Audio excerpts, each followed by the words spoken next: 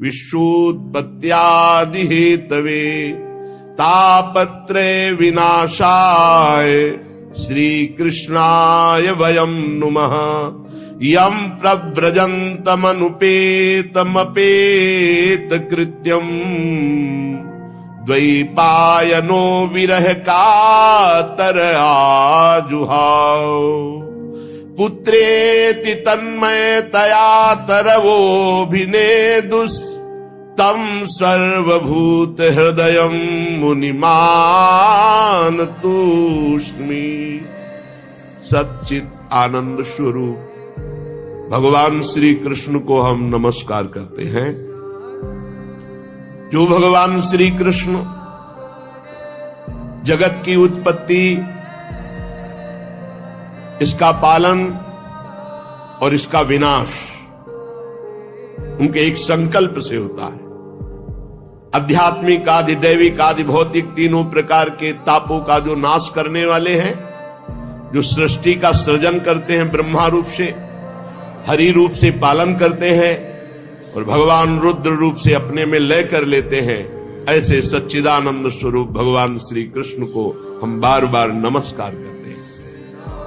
और महामहिम परमहंस शिरोमणि श्री सुखदेव जी को नमस्कार करते हैं, क्योंकि अभी प्रकट ही हुए हैं, कोई संस्कार भी नहीं हुआ, न यज्ञोपवीत संस्कार न लौकिक वैदिक कोई अनुष्ठान का अवसर ही नहीं दिया।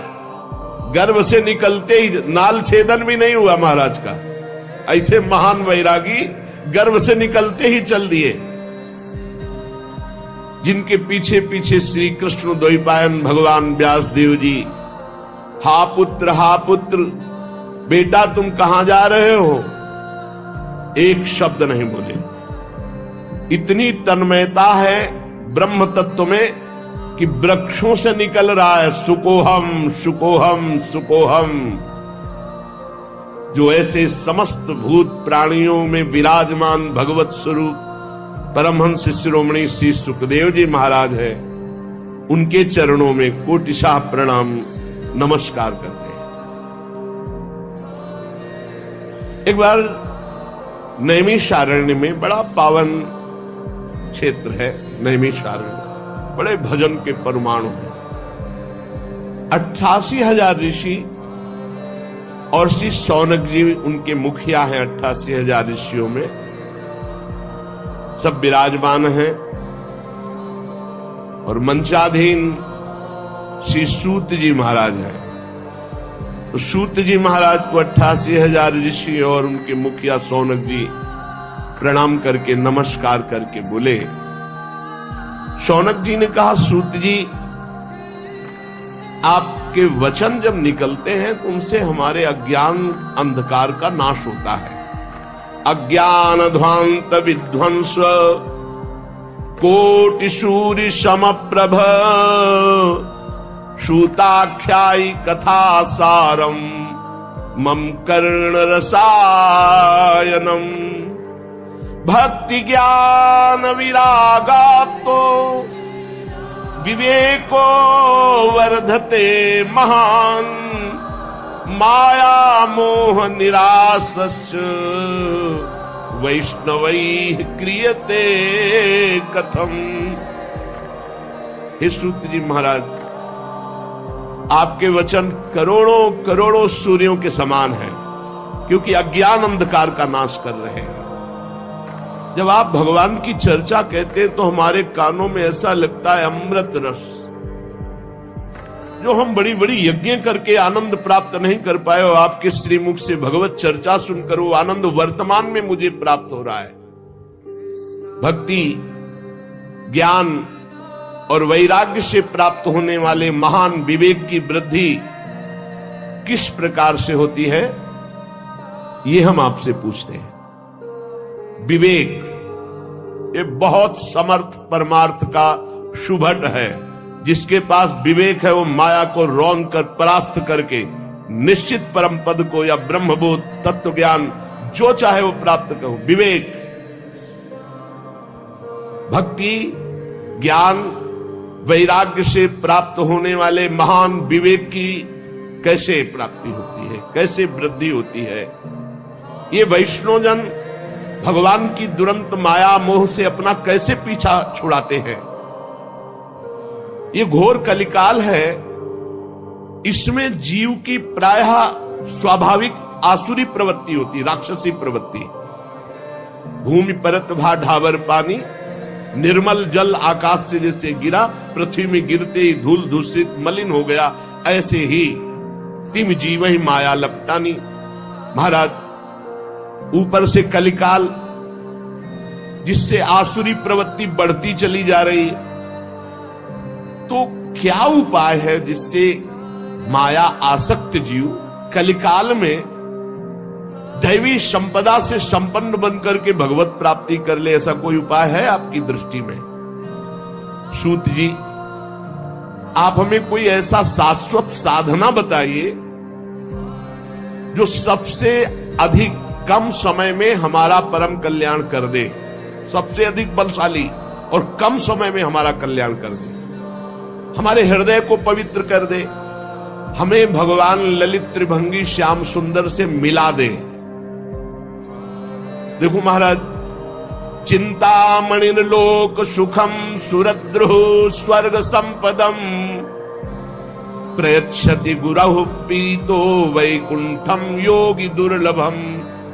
अगर चिंतामणि मिल जाए तो लौकिक सुख दे सकती है, कल्प वृक्ष मिल जाए तो स्वर्गिक सुख दे सकता है, परंतु अगर गुरु मिल जाए और गुरु प्रसन्न हो जाए तो योगी दुर्लभ नित्य भगवान का परम धाम दे देते हैं। इसलिए आप कृपा करके बताइए कि महान बलिष्ठ साधन कम समय में श्री कृष्ण का साक्षात्कार करा दे, शुद्ध विवेक जागरण हो जाए, ऐसा उपाय बताओ। क्योंकि एक तो माया ग्रसित, दूसरा कलयुग का प्रभाव, कैसे जीव भगवत प्राप्ति करे? सूत जी ने कहा, शौनकादि ऋषियों, मैं देख रहा हूं कि तुम्हारे हृदय में श्री कृष्ण का बहुत प्रेम है, इसलिए मैं विचार करके तुम्हें संपूर्ण सिद्धांतों का निष्कर्ष सुनाता हूं। ध्यान से सुनो, ये तुम्हारे जन्म और मृत्यु के भय का नाश कर देगा। ध्यान से सुनो। जब जीव के हृदय में भक्ति जागृत होती है, ऐसी भक्ति जिसका प्रतिदिन प्रवाह बढ़े, वो प्रवाह जीव को भगवान श्री कृष्ण के समीप ले जाता है, भक्ति का प्रवाह। और उसके ऐसे आचरण बनने लगते हैं कि भगवान प्रसन्न हो जाते हैं। जहां भगवान प्रसन्न होते हैं, ये माया अपने आप हटने लगती है, फिर उसमें कोई बाधा नहीं पहुंचाती। मैं तुम्हें साधन बताता हूं भगवान श्री कृष्ण को प्रसन्न करने का। सावधान होकर सुनो। कलयुग में जीवों के काल रूपी सर्प के मुख का ग्रास होने के त्रास का आत्यंतिक नाश केवल भगवान की कथा से हो सकता है। अगर हमें नित्य सत्संग मिले, नित्य भगवत चर्चा मिले, तो हमारा भजन रोज बढ़ेगा, भजन में रुचि बढ़ेगी, हमारे असत आचरण छूटेंगे, हम निश्चित भगवत प्राप्त हो जाएंगे। मन की शुद्धि के लिए भगवान की चर्चा से बढ़कर और कोई साधना नहीं। परस्पर भगवान की चर्चा, कथन, श्रवण की जाए, इससे बहुत जल्दी मन भगवान में लग जाता है, मन शुद्ध हो जाता है। जब मनुष्य के बहुत जन्मों का पुण्य एकत्रित होता है,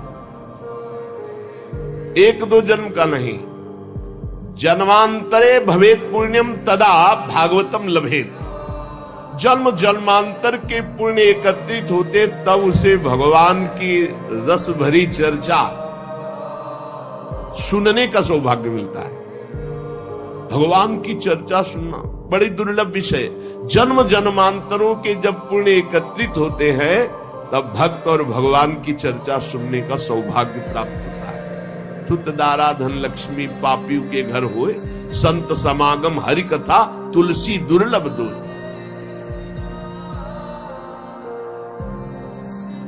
ये बहुत अमूल्य है भगवान की चर्चा। देखो, जब श्री सुखदेव जी महाराज राजा परीक्षित को कथा सुनाने के लिए उद्यत हुए तो देवता लोग अमृत का कलश लेकर के आए और कहा, महाराज, देवता अपना काम बनाने में बड़े कुशल होते हैं। नमस्कार किया और कहा, महाराज ये अमृत कलश है, क्या करें?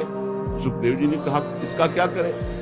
नहीं, आप हमें कथा अमृत दे दीजिए और ये अमृत पिला दीजिए। परीक्षित को तक्षक सर्प काटेगा भी, तुम मरेंगे नहीं, क्योंकि अमृत का प्रभाव होता है, इसीलिए तो आप कथा सुना। उनको निर्भयता प्राप्त हो जाएगी अमृत से, और हमें सुना दीजिए कथा अमृत, इससे हम मुक्त हो जाएंगे। अदला बदली कर लो, आप हमें कथा अमृत पान करा दो, हम परीक्षित जी को ये देवता लोग कह रहे कि देवलोक का अमृत पान करा देंगे तो तक्षक काटेगा भी तो भी नहीं मरेंगे। हंस पड़े श्री सुखदेव, बड़े चतुर बनते हो। कहां एक कांच और कहां मणि, कहां इंद्र नीलमणि श्याम सुंदर की मनोहर चर्चा, और कहां ये भय शोक प्रदान करने वाला अमृत, क्योंकि उसको पीने के बाद भी देवता भयभीत होते हैं, शोकित होते हैं, ईर्ष्या होती है, कामनाएं होती है। वो अमृत किस काम का? और श्री कृष्ण कथा अमृत तो निर्विकार करके भगवत प्रेम में डुबो देता है। कहां कांच और कहां मणि, कहां ये अमृत और कहां श्री कृष्ण लीला अमृत। श्री सुखदेव जी ने हंसी उड़ा दी कि अरे जाओ, तुम एक कलश लेकर जाओ, तुम अधिकारी नहीं हो। दैन्य भाव से, आर्त भाव से अगर मांगते तो कुछ देने की जरूरत नहीं थी, अपने आप कथा सुनने को मिल जाती। लेकिन तुम अदला बदली कि हमें भगवदामृत पिला दो, ये हम देवामृत तुम्हें दे दे। ये कहां कांच और कहां भगवान श्री कृष्ण की चर्चा। तुम भक्त नहीं, तुम अभक्त हो। देखो, उपासक को यह ध्यान रखना, हर उपासक के हृदय में एक बात रहती है। पहली हमारी मांग होनी चाहिए भगवत प्राप्ति, पर हर उपासक के मन में होती है आखिरी बात कि भगवत प्राप्ति तो हो ही जाएगी, हम भोग लेते हैं। कभी नहीं होगी ऐसे उपासक को। जो भगवत प्राप्ति को टालता है और अन्य भोगों को प्राथमिकता देता है, उसके लिए भगवत प्राप्ति बहुत दुर्लभ है। एक भक्तमाल जी में प्रसंग आता है, एक बहुत बड़े सिद्ध महापुरुष के पास एक कथा सुनाने वाले, महाराज हमने श्रीमद् भागवत कथा का ज्ञान प्राप्त किया है गुरुजनों से, तो वो आपको सुनाना चाहते हैं। उनका अहोभाग्य, भगवान की असीम कृपा, आप कथा सुनाएंगे। 7 दिन भगवत चर्चा सुनी। इसके बाद कहा, कथा सुनने के बाद कुछ भेंट देनी चाहिए, बोलो आप क्या चाहते हो। सिद्ध पुरुष थे, पता था उनको। तो उनका भगवान संतान नहीं, अगर एक संतान हो जाती, जाओ 7 दिन कथा सुनाने का फल हमारे भजन के प्रभाव से तुम्हारा नवीन प्रारब्ध बनेगा और तुम्हारे संतान होगी। और भगवान संतान भी हो गई, पर धन नहीं है तो कैसे हम पालन पोषण करेंगे। इसलिए आपकी कृपा से कुछ ऐसा विधान बन जाए कि हमारा परिवार चलता रहे, इससे कुल परंपरागत हमें लक्ष्मी की प्राप्ति हो। हरि चर्चा सुनाई है, विधान बन जाएगा, धन का भी। ठीक, जाओ। और कुछ भगवान की थोड़ी भक्ति भी हो जाए। चुप, पहले संतान, दूसरे में धन और तीसरे में भक्ति। कदाप तेरे को भक्ति प्राप्त नहीं हो सकती। जाओ, संतान होगी, संपत्ति मिलेगी, भक्ति नहीं। और अगर पहले बोले होते पहले नंबर में कि भगवान की भक्ति, और अब प्रभु संतों का भोग लगे, ठाकुर जी का भोग लगे, इसके लिए नाथ। और प्रभु कोई संत सेवा करने वाला हमारे कुल में भी हो जाए, सब हो जाता है। पहले भक्ति, लेकिन भक्ति सबसे पीछे नहीं। अभक्तास्तांश्च विज्ञाये न ददौ सा कथामृतम, श्रीमद् भागवती वार्ता सुराणाम अपि दुर्लभा।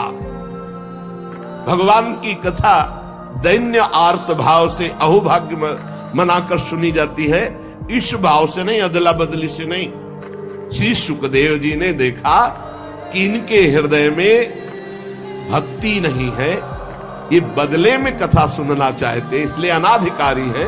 ये जानकर कथामृत का दान नहीं किया। ये देवताओं को भी दुर्लभ है भगवत चर्चा, श्री कृष्ण कथा। पूर्व काल में श्रीमद् भागवत के श्रवण से राजा परीक्षित को परम पद मिला, यद्यपि सर्प ने काटा था। ब्रह्मा जी को बड़ा आश्चर्य हुआ। उन्होंने सत्यलोक में साधनों को तौला, एक तरफ सब साधन और एक तरफ भगवान की पावन लीला कथा। तो सब साधन हल्के पड़ गए और भगवान की चर्चा सबसे भारी रही। भगवत लीला कथा ये सीधे भगवत प्राप्ति कराती है। रत्नावती जी ने कोई और साधन नहीं किया, केवल दासी के मुख से भगवत चर्चा। ब्राह्मण पत्नियों ने मथुरा, कोई और नहीं, गोपी जनों ने और कोई नहीं, परस्पर भगवत चर्चा, भगवत गुणानुवाद, बड़ी दिव्य अवस्था। कलयुग में भगवान की लीला कथा सुनने से तत्काल माया मोह का नाश होकर के भगवत प्राप्ति होती है। और कहीं सप्ताह विधि से जो श्रवण करते हैं कामना पूर्वक, उनकी जो कामना होती है, या पाप प्रायश्चित, पापों का नाश, कामनाओं की पूर्ति, भगवत प्राप्ति, सब कुछ इसमें सुलभ है। शौनक जी ने पूछा, सांसारिक प्रपंच से मुक्त एवं विचरणशील देवर्षि नारद जी शनकादि के साथ संयोग कहां हुआ? वो विधि विधान के श्रवण में उनकी प्रीति कैसे हुई? सूत जी ने कहा, मैं तुम्हें वो भक्ति पूर्वक कथा सुनाता हूं। श्री सुखदेव जी का मैं अनन्य शिष्य हूं। सूत जी कहे, श्री सुखदेव जी ने मुझे अपना प्रिय शिष्य जानकर एकांत में मुझे सुनाया है। एक दिन विशालापुरी में चारों निर्मल ऋषि सनक सनंदन सनातन सनत कुमार सत्संग के लिए आए हुए थे। वहां उन्होंने देखा देवर्षि नारद जी को। शनकादि ने देवर्षि नारद जी के दर्शन से ही प्रश्न उत्पन्न हो गया और कहा, भगवान के भक्त का मुख उदास नहीं होता, तुम्हारा मुख उदास क्यों है? भगवान के भक्त का मुख उदास नहीं होता, उदास का कोई विशेष कारण होता है। आपका चिंतातुर होना, उदास होना और आपका जल्दी जल्दी चलना, इन तीनों बातों से मुझे लग रहा है कि कुछ न कुछ विशेष बात है। क्योंकि भक्त गजराज की चाल चलता, मस्त भगवत चिंतन पर है। भक्त का मुख प्रसन्न होता है, वो चिंता शोक से मुक्त होता है। नारद जी को उदास देखकर, चिंतातुर देखकर और जल्दी जल्दी आते हुए देखकर कहा, आपका आगमन कहां से हो रहा है? आप इस समय जो व्याकुल हैं, इसका मतलब कोई समस्या है। इसलिए अनासक्त पुरुष की ऐसी स्थिति किसी विशेष समस्या से होती है। वो क्या समस्या है? देवर्षि नारद जी से सनकादि ने पूछा। नारद जी ने कहा, महाराज, मैं सर्वोत्तम लोक पृथ्वी लोक को इसलिए मानता हूं कि यहां बड़े बड़े महाभागवत भगवान के भजन करने वाले हैं। तो मैं पृथ्वी लोक में आया, यहां पुष्कर, प्रयाग, काशी, गोदावरी अर्थात नासिक, हरिद्वार, कुरुक्षेत्र, श्रीरंग, सेतुबंद, कई तीर्थों में मैं विचरण करता रहा, लेकिन मुझे इन सब तीर्थों में जाने पर जो शांति चाहिए वो नहीं मिली। क्यों? क्योंकि इस समय अधर्म के सहायक कलयुग ने सारे तीर्थों में अपना प्रभाव फैला रखा है। मैंने तीर्थों में देखा, देवर्षि नारद जी कह रहे, सत्यम नास्ति तपः शौचम दया दानम न विद्यते उदरम भरणो जीवा वाराकाह कूट भाषणम। सत्य नहीं रह गया। तपस्वी, शुद्ध तपस्या, जो बाहर भीतर की पवित्रता, दया, दूसरों के सुख के लिए दान, ये सब जा रहा है कलयुग का प्रभाव। बेचारे जीव केवल कैसे पेट पालन हो, सब असत्य भाषी हो रहे हैं। असत्य भाषण। देवर्षि नारद जी कह रहे कोई बिरला भगवान का आश्रित जो भगवत मार्ग में निरंतर चित्त को जोड़े हुए है, उसी के ऊपर कलयुग का प्रभाव नहीं तो कह रहे हैं कि सब असत्य भाषण और आलसी, मंद बुद्धि, भाग्यहीन, उपद्रव करने वाले, उद्दंडता करने वाले। और आगे कह रहे हैं बहुत देवर्षि नारद जी बोल रहे हैं, इसलिए हम कह रहे कि जो बोल रहे बहुत शुद्ध बोल रहे। कह रहे मंदा सुमंद मतयो मंद भाग्या उपद्रुता पाखंड निरता संतो विरक्ता सपरिग्रहा। जहां जहां हम तीर्थों में गए, कोई बिरला ऐसा है जो अपने सही मार्ग में चल रहा है, नहीं दंभ और पाखंड का बोलबाला है। सब प्रकार का परिग्रह स्वीकार किया जा रहा है। जब गृहस्थों की तरफ देखा तो घरों में स्त्रियों के जो भाई होते हैं ना, वही सलाहकार हैं। देवर्षि नारद जी बोल रहे हैं कलयुग का प्रभाव। तरुणी प्रभुता गेहे श्याल को बुद्धिदायका, श्री सदगुरु बुद्धिदायका। कलयुग में नहीं, तरुणी प्रभुता गेहे श्याल को बुद्धिदायका। और बोले लोभ से कन्या विक्रीणो लोभा दंपति नाम च कलकनम। इस कलयुग ने ऐसी दुर्गति कर दी है। क्रय विक्रय सामान वस्तुओं की किया जाता है कि लड़का किया जाता है। तुम्हारे लड़का उसके लड़की हो, बेचारे की जितनी श्रद्धा होगी वो देगा ही। ये दहेज मांगना, दहेज लेना इच्छा से युक्त होकर नहीं, हमारे पूर्व से चला रहा है। कन्या वाला जितनी सामर्थ्य होती खूब भावपूर्वक वर पक्ष को देता रहा है, उसका भाव रहा है। लेकिन वर पक्ष मांग करके वैसे घर में नई साइकिल नहीं, लड़का मोटरसाइकिल के लेगा तब भी चले, दुल्हन भी ले। केवल तुम लड़का हो इसलिए, और वो पढ़ लिख करके घर परिवार से आपके पास आ रहे हैं, पूरे जीवन आपकी सेवा करेगी। तुम्हें ये नहीं समझ में आ रहा, तुम्हें चाहिए कमा करके। अरे हमें तो लगता है कि कार वगैरह व्यवस्था तो देनी चाहिए लड़की वाले को, कि हमारे कुल चलाने के लिए लड़की दी, तुम्हें कभी कोई कष्ट न पड़े। लड़की वाला बेचारा देता है ऊपर से, और वो मांग करते। स्त्री पुरुष फिर भी आपस में कलह। बड़ा विचित्र। महाराज देवर्षि नारद जी सनकाद से कह, महात्माओं के आश्रम में गया, तीर्थों में गया, पावन नदियों में गया, यहां सब दुष्टों ने देवालयों को नष्ट कर दिया। कलयुग का ऐसा प्रभाव हो रहा है कि शुद्ध योगी मिलना, सिद्ध मिलना, सिद्ध ज्ञानी मिलना, सिद्ध भक्त मिलना, सिद्ध सत्कर्मी मिलना बड़ा कठिन हो रहा है। न योगी नैव सिद्धो वा न ज्ञानी सत्क्रियो नरा कलिदावा नले नाद्य साधनम भस्मताम गतम। भ्रष्टाचार फैला रहा है कलयुग। सारे साधन इस समय कलि रूपी दावानल से भस्म हो रहे हैं। हमने देखा कि बाजारों में अन्न बिकने लगा है, पहले अन्न नहीं बिकता था।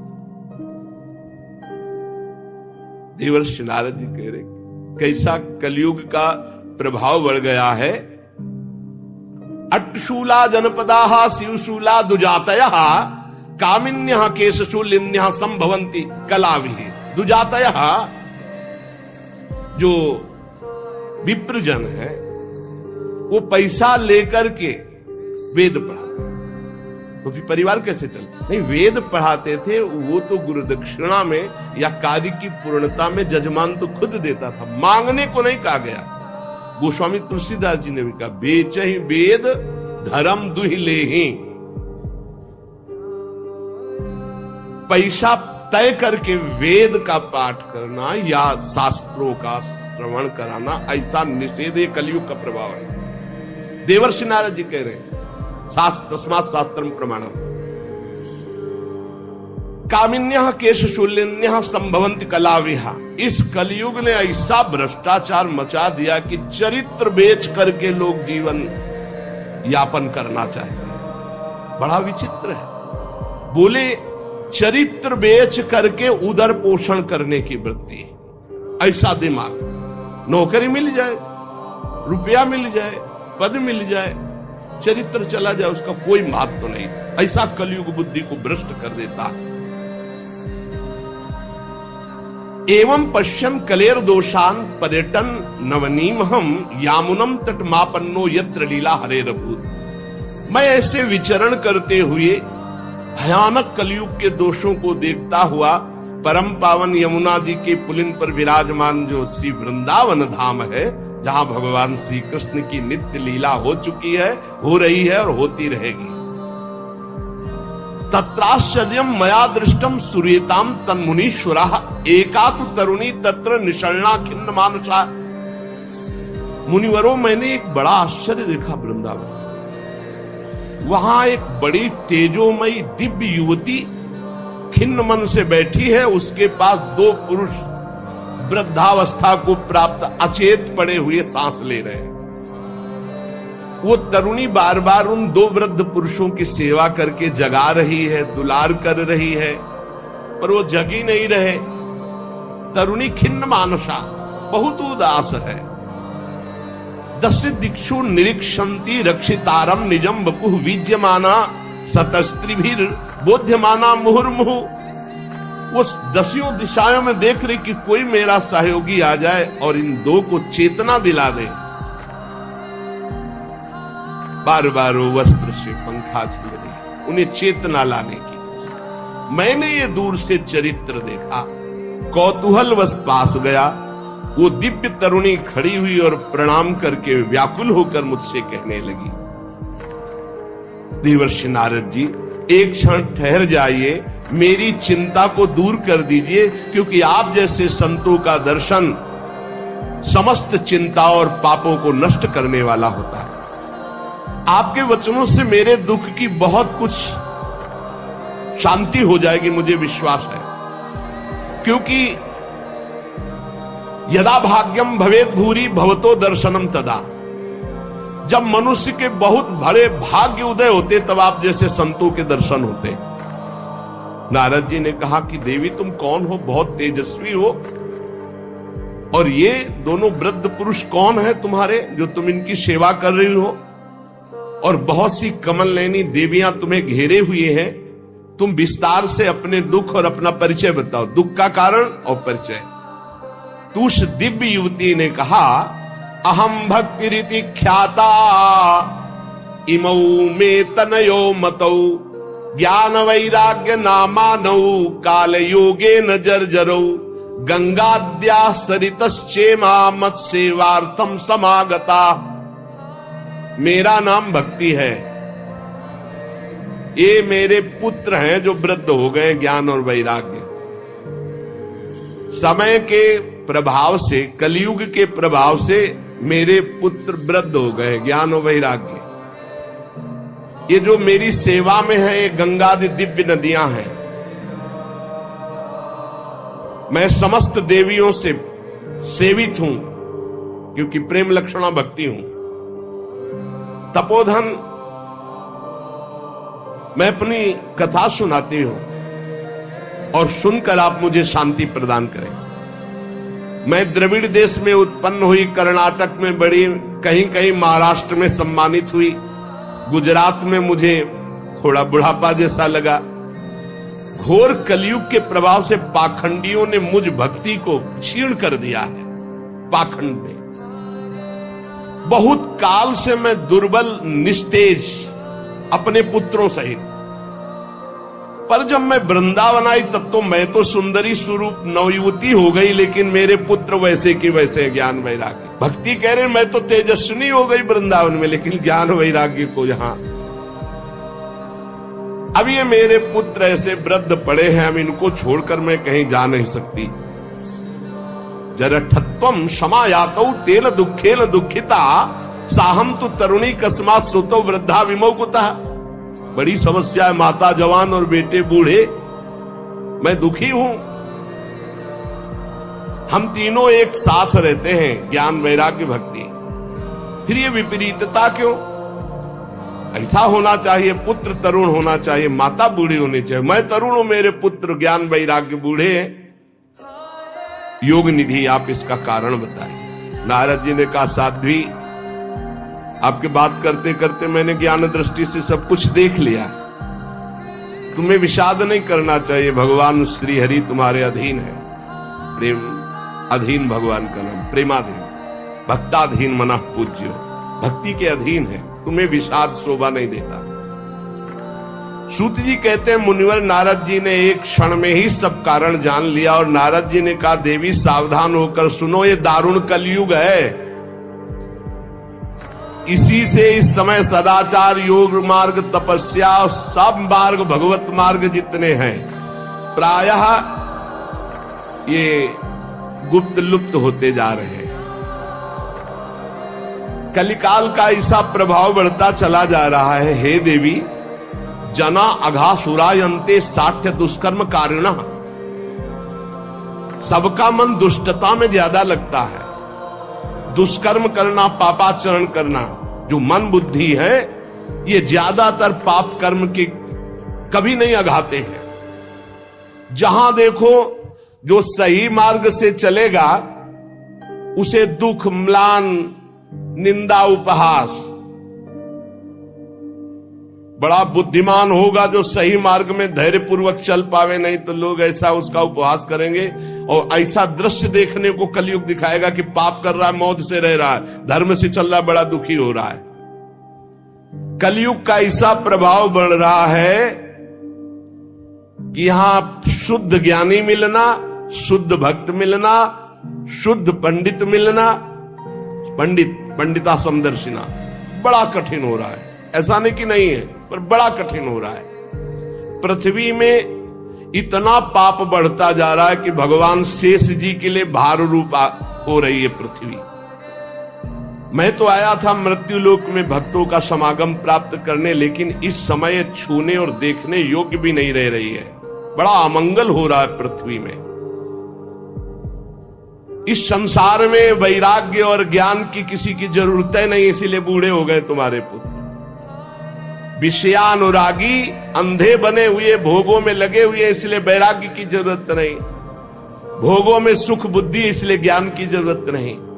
तुम इसलिए जवान यहां हो गए कि वृंदावन है, यहां संयोग से सदैव तुम जवान रहोगी। कभी तुम्हें कोई भी अंग, 64 अंगों में भक्ति के कोई भी अंग यहां हीन नहीं, क्योंकि संपूर्ण अंगों से परिपूर्ण ये भगवान का धाम है ना। अतः वृंदावनस्य संयोगात् पुनस्त्वं तरुणी नवा, धन्यम वृंदावनम तेन भक्तिर्नृत्यति यत्र च।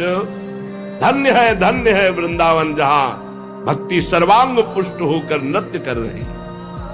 परंतु वृंदावन में भी तुम्हारे पुत्रों को यहां कोई पूछने वाला नहीं, ग्राहक नहीं। अत्रेमौ ग्राहका भावान जरामपि मुंचतः।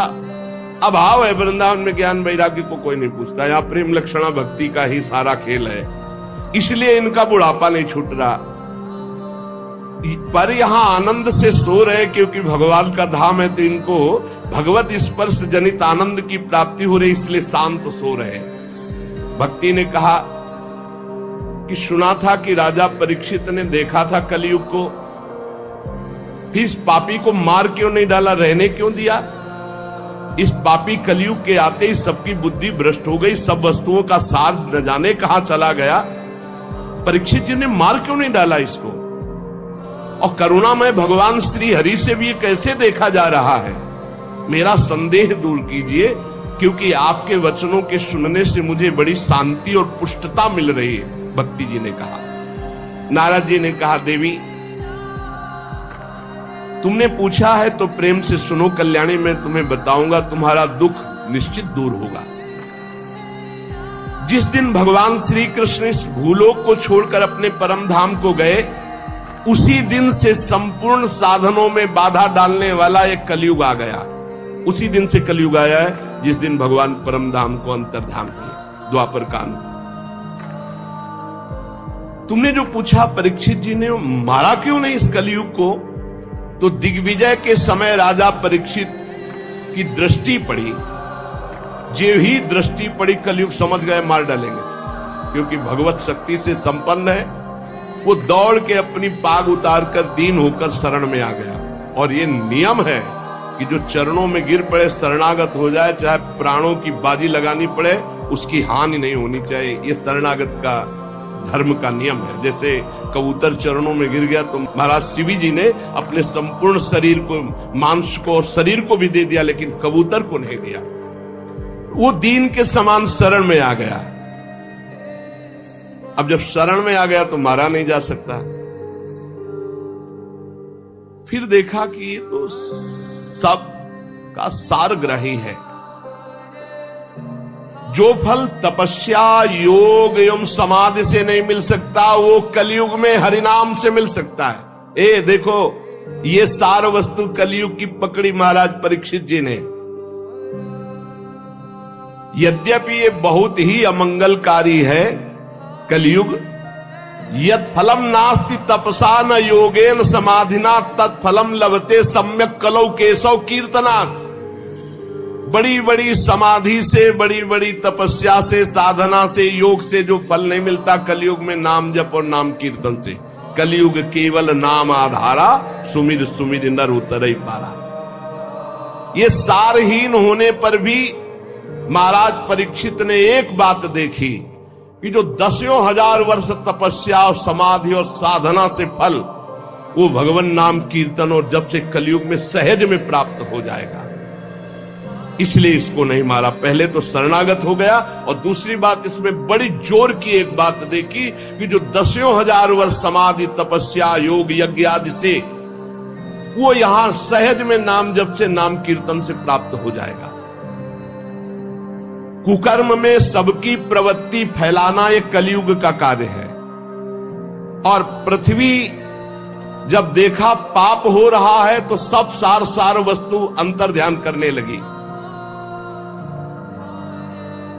अब इसमें स्पष्ट लिखा है, विप्रैर्भागवती वार्ता गेहे गेहे जने जने कारिता कण लोभेन कथा सारस्ततो गतः। श्रीमद् भागवत में ही आगे लिखा है कि जो आपकी कथा सुनाते हैं भूरिदा जना, वो बहुत बड़े दानी है भगवत कथा सुनाने वाले। विप्रैर भागवती वार्ता गेहे गेहे जने जने कारिता कण लोभेन कथा सारस ततो गता। तो कैसे गृहस्थी चलेगी प्रवक्ता की? श्री कृष्ण से योगक्षेमम वहाम्यहम, भगवान चलाएंगे। तो श्री कृष्ण देंगे, कैसे देंगे श्री कृष्ण? जैसे पूरी सृष्टि रची है, तुम्हारी सलाह से थोड़ी रची है। अपने आप, अपनी सामर्थ्य से आपका भरण पोषण करें। विप्रैर भागवती वार्ता गेहे गेहे जने जने कारिता कण लोभेन कथा सारस ततो गता। कण कण के लोभ से, अन्न के, वस्त्र के, धन के, रुपया के, मान प्रतिष्ठा के लोभ से कथा बेचने लगे तो कथा का सार चला गया। अत्युग्र भूरि कर्माणो नास्तिका रौरवाह जनाः तेपि तिष्ठन्ति तीर्थेषु तीर्थ सारस ततो गता। ये तीर्थों में घोर रौरव नरक जाने वाले कर्म करने वाले लोग आ गए, पापाचरण कर गए, तीर्थों को अपवित्र कर दिया है। शराब पीते हैं, दुनिया का सब जितना पापाचरण सब आके यहाँ होटलों में नाना प्रकार के आचरणों को, ये धाम है, तीर्थ है। सच्ची मानिए आप, सच्ची मानिए। गंगा यमुना के पावन तटों पर नशा कर रहे हैं बैठ के, जहां भजन करना चाहिए वो नशा कर रहे हैं। जहां धाम में आकर रो रो कर प्रभु से क्षमा याचना मांगकर भजन करना चाहिए, मेरे पापों का प्रायश्चित हो जाए, वहां पाप कर रहे हैं। देवर्षि नारद जी कह रहे अत्युग्र भूरि कर्माणो, छोटे मोटे पाप नहीं, बड़े बड़े पाप कर रहे। अत्युग्र भूरि कर्माणो नास्तिका रौरवाह जना, ये सब रौरव नरक जाने वाले अधिकारी लोग। तेपि तिष्ठन्ति तीर्थेषु तीर्थम सारस ततो गता, ये तीर्थों में वास करने लगे तो तीर्थ का महत्व जाने लगा, तीर्थ का सार जाने लगा। काम क्रोध महालोभो तृष्णा व्याकुल चेतसा तेपि तिष्ठन्ति तपसी तपः सारस तत्वगता। ये तपस्वी का भेष बनाने वाले, काम क्रोधी लोभ मोह तृष्णा व्याकुल चित्त वाले ये तपस्या का नाटक करने लगे, इसलिए तपस्या का ढोंग करने से तपस्या का सार चला गया। तो लोभ दंभ और पाखंड का आश्रय लेने से ये संत भेष का महत्व जा रहा है। देवर्षि नारद जी और भक्ति का संवाद हो रहा है। शास्त्र अभ्यास केवल किया जा रहा है, भगवत प्राप्ति के लिए नहीं, विकारों पर विजय प्राप्त करने के लिए नहीं, भगवत ध्यान के लिए नहीं। पंडितास्तु कलत्रेण रमन्ते महिषायु पुत्रस्योत्पादने दक्षा अदक्षा मुक्ति साधने। और न ही वैष्णवता कुत्र संप्रदाय पुरःसरा एवं प्रणयताम प्राप्तो वस्तु सारा स्थले स्थले। जो संप्रदायाचार्य द्वारा सिद्धांत वर्णन की हुई वैष्णवता है, कहीं कहीं किसी में देखी जाती है, नहीं तो सब मनमानी आचरण, मनमानी आचरण। इसलिए वैष्णवता का सार लुप्त हो रहा है। कलयुग ने ऐसा पाए जान जगत, हरिवंश महाप्रभु, पाए जान जगत में सब जन कपटी कुटिल कलयुगी टंचु। पुंडरीकाक्ष भगवान सब कुछ देख रहे हैं, क्योंकि कलयुग का राज्य है, शासन है उन्हीं के द्वारा। इति तद्वचनम श्रुत्वा विस्मयम परमम गता भक्ति रुचे वचो भूया सूर्यताम तच्च शौनको। सूत जी कहते, शौनक जी जब देवर्षि नारद के वचन सुने, भक्ति को बड़ा आश्चर्य हुआ। फिर उसने जो कहा सुनो, भक्ति ने कहा देवर्षि आप तो धन्य है, मेरा बड़ा सौभाग्य जो आपका समागम हुआ, क्योंकि साधु नाम दर्शनम लोके सर्वसिद्धि करम परम। भगवत प्रेमी महात्मा का दर्शन इस समस्त सिद्धियों को प्रदान करने वाला होता है। धन्योस्मि मद्भाग्येन समागता। भक्ति कह रही है धन्य है मेरे भाग्य जो समागता, आपका दर्शन हुआ, आपसे संभाषण हुआ, आपका समागम मेरे अहो भाग्य धन्य। स्वयं भक्ति कह रही, सुरर्षे त्वम ही धन्योस्मि मद्भाग्येन समागता साधु नाम दर्शनम लोके सर्व सिद्धि कर्म परम। आपका केवल एक बार उपदेश धारण करके कयाधु कुमार प्रहलाद ने भक्ति की ध्वजा फहरा दी, माया पर विजय प्राप्त कर ली। आपका उपदेश प्राप्त करके ध्रुव पद को प्राप्त कर लिया। आप सर्व मंगल में साक्षात श्री ब्रह्मा जी के पुत्र हैं। हे देवर्षि नारद जी, मैं आपको नमस्कार करती हूं। नारद जी ने कहा कि भक्ति तुम खेद में अपने को मत डालो, चिंता तो मत हो, भगवान श्री कृष्ण के चरण कमलों का चिंतन करो। भगवान की कृपा से सारे दुखों का नाश हो जाता है। दुख नाश का उपाय क्या? भगवान का चिंतन करो। जब दुख आपको घेरने लगे तो और गाढ़ चिंतन करो, दुख से बच जाओगे, वो दुख आप पर प्रभाव नहीं डाल पाएगा। जिन्होंने कौरवों के अत्याचार से द्रौपदी की रक्षा की, गोप सुंदरियों को शनात किया, वो श्री कृष्ण कहीं चले थोड़ी गए। फिर तुम तो भक्ति हो, श्री कृष्ण को प्राणों से भी अधिक प्यारी हो, चाहे जैसा पापी पति नीच हो। अहो वत्सपतो गरियान यज्जिभ्यागे वर्तते नाम तुभ्यम। सतयुग त्रेता द्वापर इन तीन युगों में ज्ञान वैराग्य और मुक्ति के साधन थे, किंतु कलयुग में तो केवल भक्ति ही ब्रह्म सायुज्य प्राप्त करा सकती, दूसरा कोई साधन नहीं। जैसे अभी कलिया परसों में श्री तुलसीदास जी जो वर्णन कर रहे थे कि तीर्थ याग यज्ञ व्रत आदि, अब नहीं समय रह गया इनके द्वारा भगवत प्राप्ति। ये सोचकर ही परमानंद चिन्ह मूर्ति ज्ञान स्वरूप श्री हरि ने अपने सत स्वरूप से तुम्हें रचा है। तुम साक्षात श्री कृष्ण की परम प्रिय हो, परम सुंदरी हो। एक बार जब तुमने हाथ जोड़कर पूछा था कि मैं क्या करूं, तब भगवान ने यही आज्ञा थी कि मेरे भक्तों का पोषण करो। तुमने भगवान की आज्ञा स्वीकार की, तुम पर भगवान बहुत प्रसन्न है। तुम्हारी सेवा करने से मुक्ति को तुम्हारी दासी के रूप में दिया है। भक्ति की दासी क्या है? मुक्ति। ज्ञान वैराग्य तुम्हें पुत्र रूप में दिए। वैसे तो तुम साक्षात भगवान के समीप रहती हो, पर कभी कभी भूतल पर अपने भक्तों का पोषण करने के लिए तुम भ्रमण करती। कहां समीप रहती? भगवान के धाम में। यहां नित्य शाश्वत प्रेम लक्षणा भक्ति विराजमान रहती है। तुम मुक्ति रूपी दासी ज्ञान वैराग्य रूपी पुत्र को लेकर पृथ्वी तल पर सतयुग से द्वापर पर्यंत बड़े आनंद से रहे, पर कलयुग में तुम्हारी दासी मुक्ति पाखंड रूप रोग से पीड़ित होकर क्षीण हो गई, इसलिए वो तो भगवान के पास चली गई। अब जब भगवान जिसको मुक्ति देंगे वही मुक्त हो सकता है। अब इस लोक में तुम्हारे पास बचे ज्ञान और वैराग्य, वो बूढ़े हो चुके हैं, ज्ञान वैराग्य काम नहीं कर रहा, पर वो तुम्हारे पास ही हैं। कलयुग के कारण तुम्हारे पुत्र उत्साहहीन वृद्ध हो गए हैं, पर चिंता मत करो, मैं संकल्प लेता हूं इनका नव जीवन, ज्ञान वैराग्य को मैं जागृत करूंगा। सुमुखी, कलयुग में बहुत बड़े दोष है, पर कलिना सदृशा कोपि युगो नास्ति वरानने तस्मिस्त्वाम स्थापिष्यामि गेहे गेहे जने जने।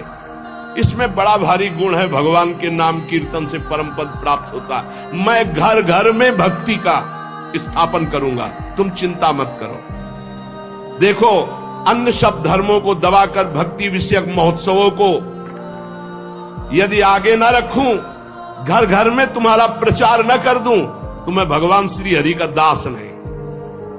तुम निश्चिंत हो जाओ। तदा न हम हरे दासो लोके त्वाम न प्रवर्ते। अगर भक्त ये कभी कह दे तो निश्चिंत हो जाना, तो वो करे न करे, उसका जो संबंध हुआ उससे हरि कर देंगे। अपनो परण विसार भगत को पूरो परण निभाओ। अगर कभी भक्त उत्साह में आकर कह दे कि जा तुम्हारा परम कल्याण निश्चित है, नहीं तो मैं भगवान का दास नहीं, परम कल्याण निश्चित है, तुम बेपरवाह हो जाओ, कौन हो, कहां के हो, कैसे हो, इससे मतलब नहीं। अपनो परण विसार भगत को पूरो परण। देवर्षि नारद जी ने कहा, तदा न हम हरे दासो लोके त्वाम न प्रवर्तते। मैं भगवान का दास नहीं कहलाऊंगा अगर घर घर में तुम्हारी स्थापना न कर दे।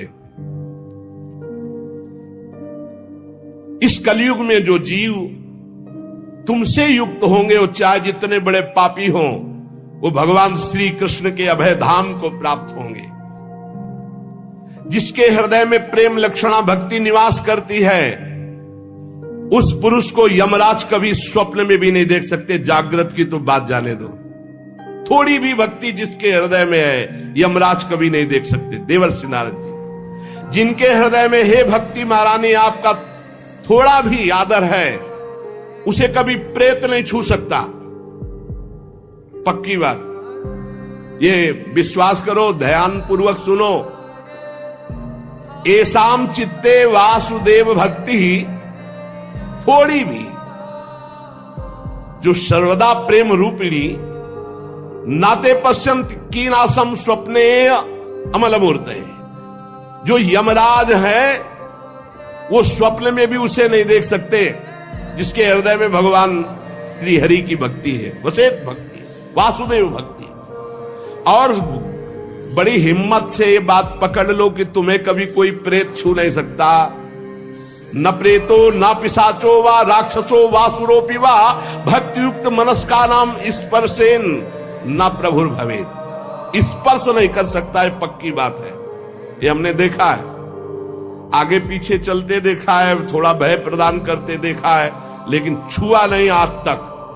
गंगा के किनारे स्मशान में पूरी रात, अब क्या पता कि आगे क्या है, पर कभी शरीर को कोई चोट पहुंचाई हो या स्पर्श किया हो, आज तक कभी हिम्मत नहीं पड़ी।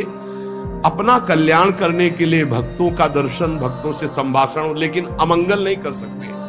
बैठा लो, गले में कंठी बंधी है, भगवान का नाम चल जपते हो, कभी कोई प्रेत तुम्हें छू नहीं सकता। डरना मत। प्रेत योनि होती है, ऐसा नहीं कि नहीं होती, 84 लाख योनियों में है, इसी में प्रसंग में आएगा आगे चल करके। ना प्रेतो ना पिशाचो वा राक्षसो वा असुरोपि वा, ना कोई राक्षस, ना कोई असुर, ना कोई पिशाच, ना कोई प्रेत। जिसके हृदय में भगवान की भक्ति है, गले में कंठी है, नाम जप, ये कभी स्पर्श नहीं कर सकते। जिनके हृदय में भक्ति महारानी का थोड़ा भी निवास है, प्रेत पिशाच राक्षस दैत्य स्पर्श भी नहीं कर सकता।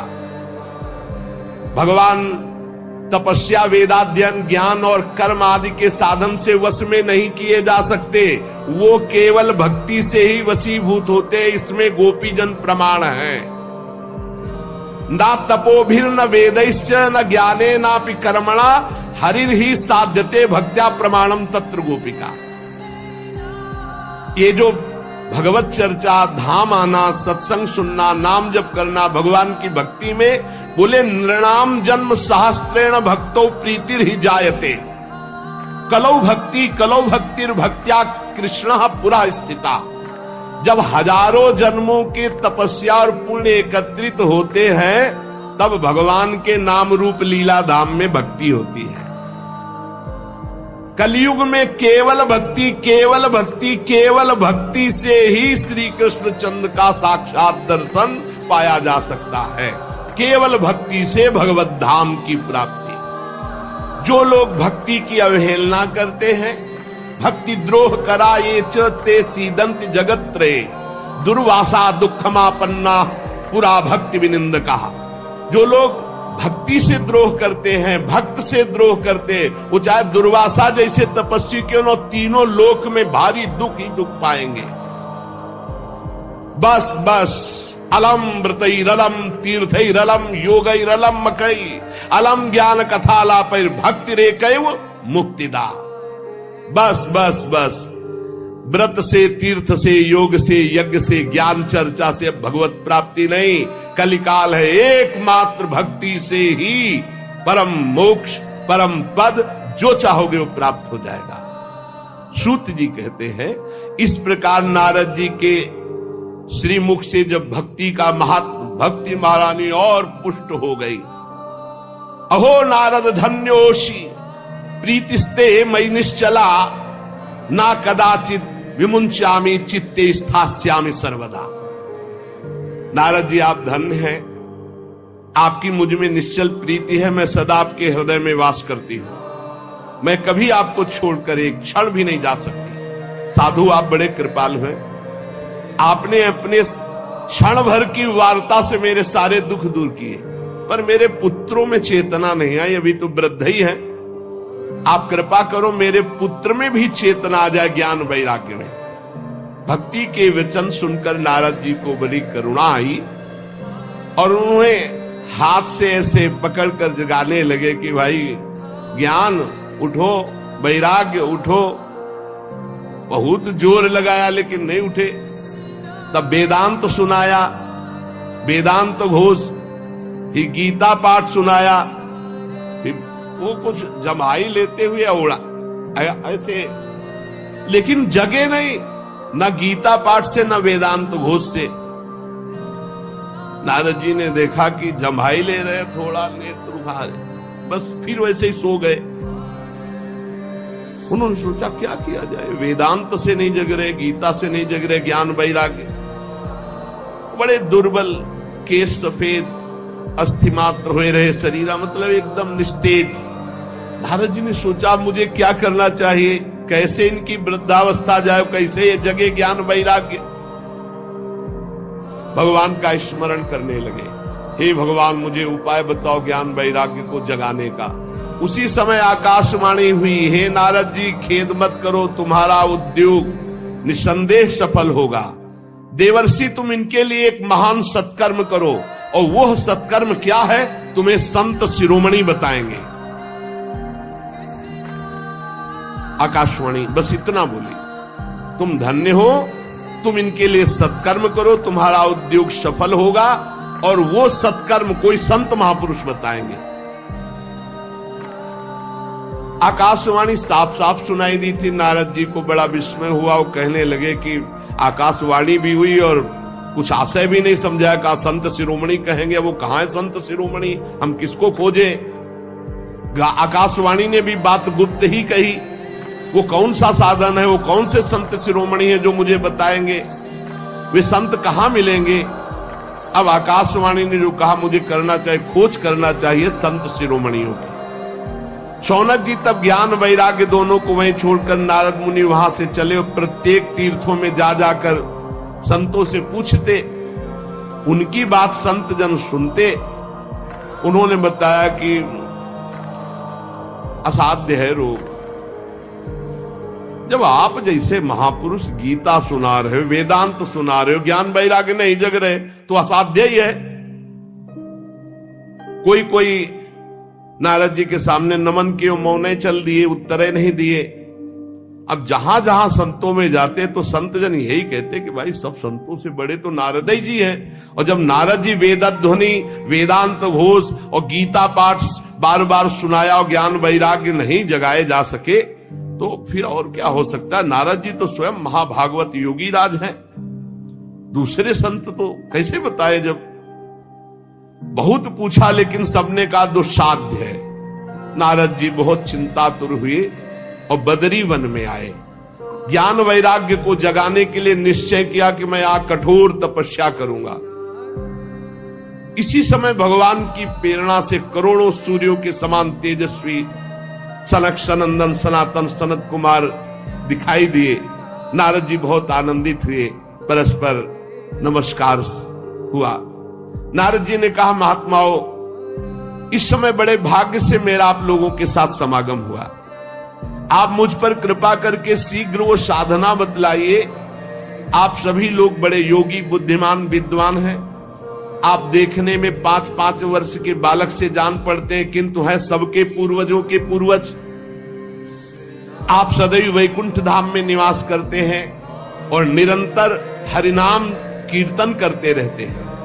भगवान लीलामृत का रसास्वादन करके उन्मत्त रहते हैं। भगवान की चर्चा ही आपका जीवन है। सदा वैकुंठ निलया हरि कीर्तन तत्पराः लीलामृत रसोन्मत्ता कथा मात्रैक जीवना। कथा ही आपका जीवन है और हरि कीर्तन अमृत का, लीलामृत का पान करके उन्मत्त बने रहते हैं। और हर समय हरि शरण में वही नित्यम मेषा मुखे वचः अतः काल समादिष्टा जरायुष्मान न बाधते। हर समय आपकी मुख से निकलता रहता है हरि शरणम हरि शरणम हरि शरणम। इस महामंत्र के कारण काल प्रेरित वृद्धावस्था आपको छू नहीं सकती। हरि शरणम, आपको कोई बाधा नहीं पहुंचा सकता।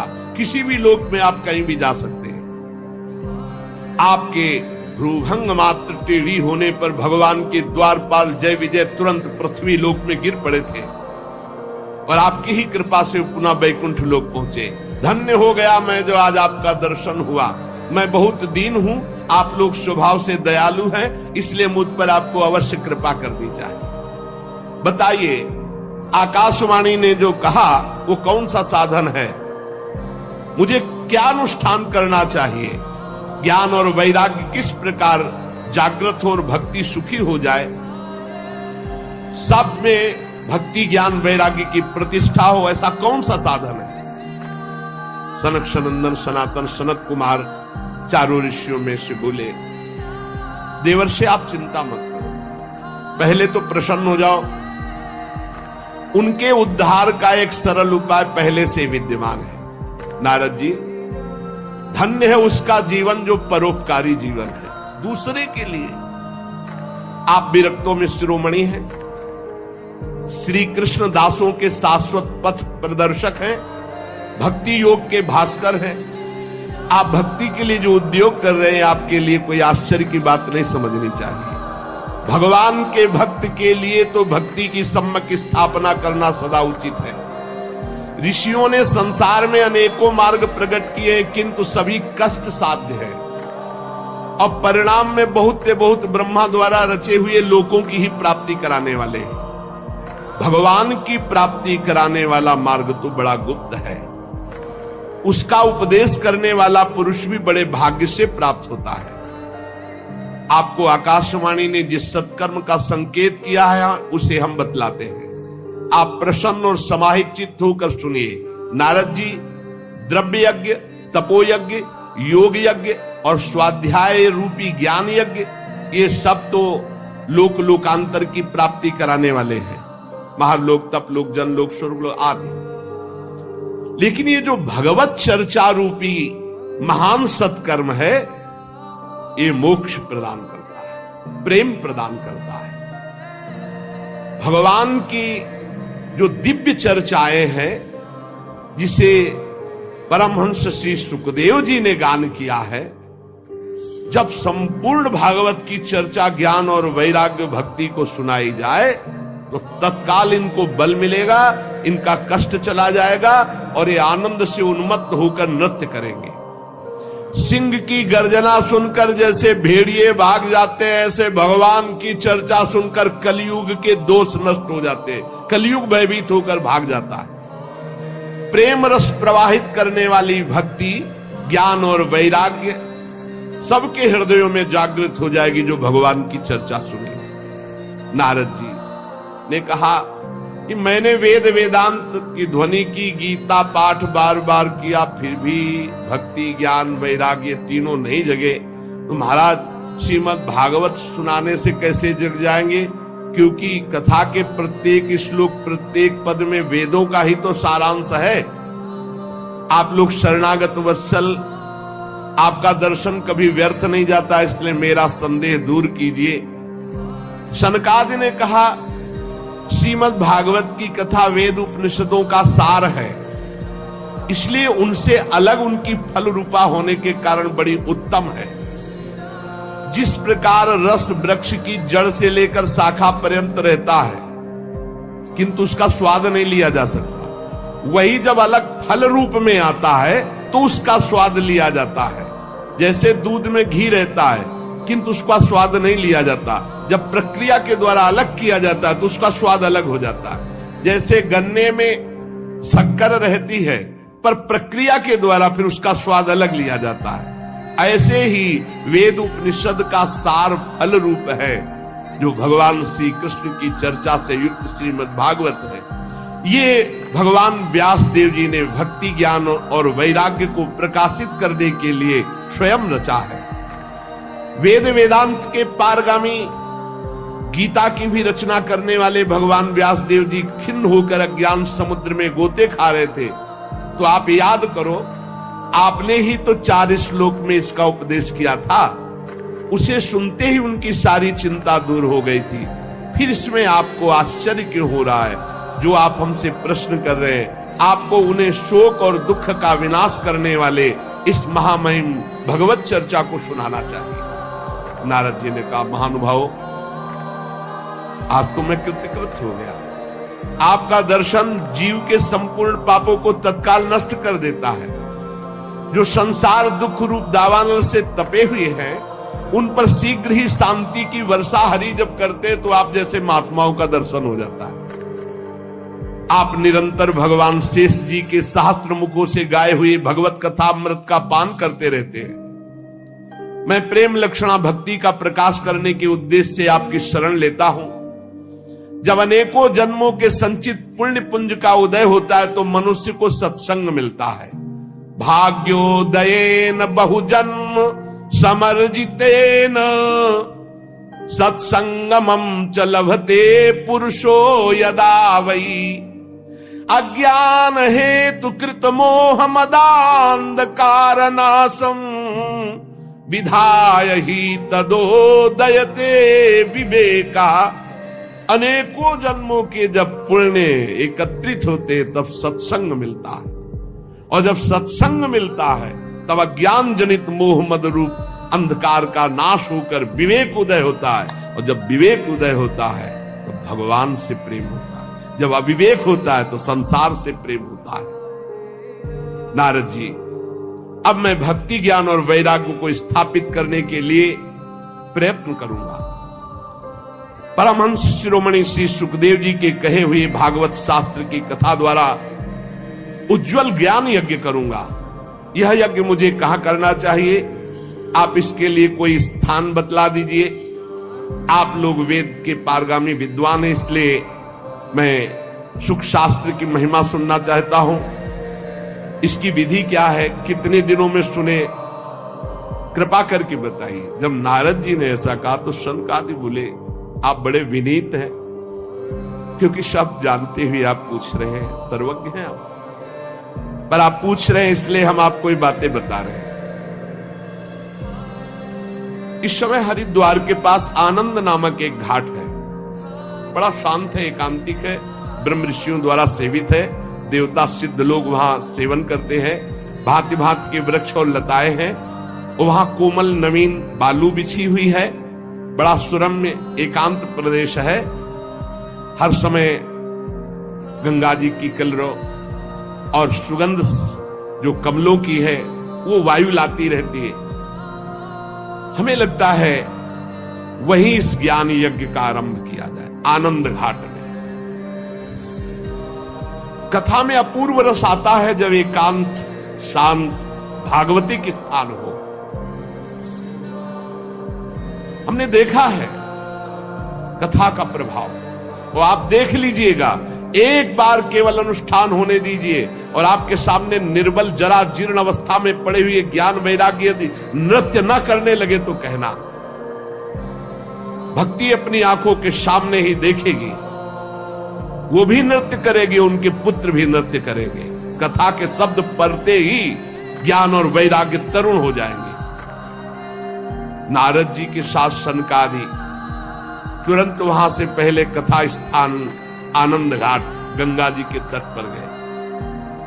यहां यमुना जी के पावन तट परम पावन महामहिम वृंदावन की भूमि में इससे बराबर वो हरिद्वार है, हरिघर है नहीं, ये हरिघर है, वो द्वार है। द्वार से जिस समय तट पर पहुंचे तो सर्वत्र सिद्धों ने ये सूचना पहुंचा दी कि बहुत बड़ा ज्ञान यज्ञ होने वाला है। तो भगवान के रस के जो रसिक जन हैं, भक्त जन हैं, प्रेमी जन हैं, वो सब एकत्रित होने लगे। भृगु जी, वशिष्ठ जी, च्यवन जी, गौतम जी, मेधातिथि, देवल, देवराज, परशुराम, विश्वामित्र, साकल, मार्कंडे, दत्तात्रेय, पिप्पलाद, योगेश्वर, भगवान व्यास, पराशर, छायासुख, जाजल, जन्नू आदि बड़े बड़े मुनि अपने अपने शिष्यों के साथ परिकर के साथ वहां एकत्रित होने लगे। इसके सिवा मूर्तिमान होकर वेद, उपनिषद, मंत्र, तंत्र, 17 पुराण, 6 शास्त्र, ये सब वहां उपस्थित हुए, क्योंकि सनकादि आदि महापुरुषों के द्वारा भगवत चर्चा। गंगा आदि नदियां, पुष्कर आदि सरोवर, कुरुक्षेत्र आदि समस्त क्षेत्र, सारी दिशाओं के दंडक वन, हिमालय आदि के जितने भी ऋषि मुनि सब आकर के एकत्रित होने लगे। सिद्धों ने बात फैला दी, भगवान की अमोघ चर्चा होने वाली है हरिद्वार में आनंद घाट पर, और बड़े महापुरुषों के द्वारा, इसलिए सब कथा का आनंद लें। तब कथा सुनाने के लिए दीक्षित होकर श्री कृष्ण परायण सनकादि नारद जी के दिए हुए श्रेष्ठ आसन पर विराजमान हुए। सभी ऋषि मुनि देवताओं सबने उनकी वंदना की। श्रोताओं में वैष्णव, विरक्त, सन्यासी, ब्रह्मचारी ये आगे बैठे। सबके आगे देवर्षि नारद जी, एक और ऋषिगण, एक और देवतागण, एक और वेद उपनिषद, एक और तीर्थ, और दूसरी ओर जन साधारण स्त्री पुरुष, ये सब ऐसे विभाग करके कथा सुनने के लिए विराजमान हुए। उस समय बड़ी जोर की पुष्प वर्षा हुई आकाश से, जय जयकार, नमस्कार और शंखों की ध्वनि होने लगी।